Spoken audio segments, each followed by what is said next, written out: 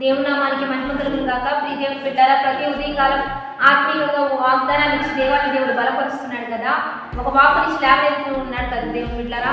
ఈ రోజు దేవుడు మనతో ఏం మాట్లాడుతున్నాడు చూద్దామా? పరిశుద్ధ లేఖన గ్రంథం నుంచి ద్వితీయోపదేశకాండం 10వ అధ్యాయం 22వ వచనం చదువుకుందాం. ఇప్పుడు నీ దేవుడైన యెహోవా ఆకాశ నక్షత్రం వలె నిన్ను విస్తరింపచేసి ఉన్నాడు. దేవాన్ని దేవుడు మనకు తెలియజేసిన బలమైన వాక్ అంటే యెహోవా ఆకాశ నక్షత్రం వలె నిన్ను విస్తరింపజేస్తానని వాగ్దానం చేస్తున్నాడు. ఈరోజు దేవుని యొక్క ఉద్దేశం, దేవుని ప్రణాళిక, దేవుని చిత్తం, దేవుని ఏర్పాటు నీ జీవితంలో ఏమై ఉందో ఈరోజు దేవుడు మనతో మాట్లాడుతున్నాడు. దేవుడు బిడ్డలారా, నేను ఆకాశ నక్షత్రం వలె చేయాలని ఆశపడుతున్నాడు. నీవెప్పుడు ప్రకాశించాలని ఆశపడుతున్నాడు. నీవు ఉన్నతంగా ఉండాలని ఆశపడుతున్నాడు. అనేకులకు వెలిగించే వారిగా ఉండాలని, అనేకులకు దారి చూపించే వారిగా ఉండాలని, నీవు అనేకులకు ఆదర్శంగా ఉండాలని, అనేకులకు దీవెనకరంగా ఉండాలని దేవుడు ఈరోజు నీ పట్ల ఒక వాక్కును విడుదల చేస్తూ ఉండగా ఆయన చిత్తానికి లోపడదాం. నీవెప్పుడు ఉన్నతంగా ఉండడానికి ఇష్టపడు, నీవెప్పుడు దైవికంగా ఉండడానికి ఇష్టపడు, నీవెప్పుడు ఆశీర్వాదంగా ఉండడానికి ఇష్టపడు.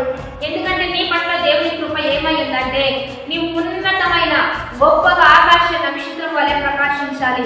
నీవెప్పుడు చీకటిగా ఉండొద్దు, నీవెప్పుడు ఆరిపోవద్దని, నీవెప్పుడు కృంగిపోవద్దని, నీవెప్పుడు పడిపోవద్దని, నీవెప్పుడు లొంగిపోవద్దని, నీవెప్పుడు నలిగిపోవద్దని, చేయదాడిపోవద్దని దేవుని యొక్క ఉద్దేశమై ఉంది కనుక దేవుని బిడ్డలారా, మనం ప్రకాశించాలి, మన వెలుగువంతంగా మార్చబడాలి.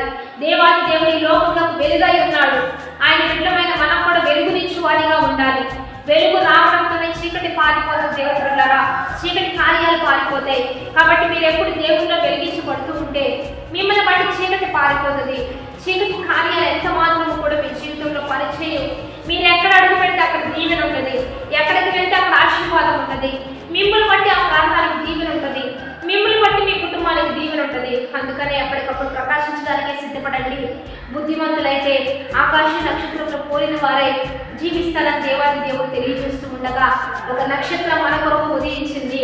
ఆయన ప్రభువైన క్రీస్తు అయితే ఆ క్రీస్తు ఏమో తెలియజేస్తున్నాడంటే మిమ్మల్ని కూడా ఒక నక్షత్రం వలె ఆశీర్వదించేస్తానంటూ ఉండగా ఆ నక్షత్రాన్ని పోలి మనం కూడా అద్భుతమైన నక్షత్రాలుగా ఆకాశ విశాలమందు ప్రకాశించబడుతూ చీకట్లో అనేకులకు దారి చూపిద్దాం, అనేకులకు మేలు చేద్దాం, మంచి చేద్దాం, దీవెనకరంగా ఉందాం.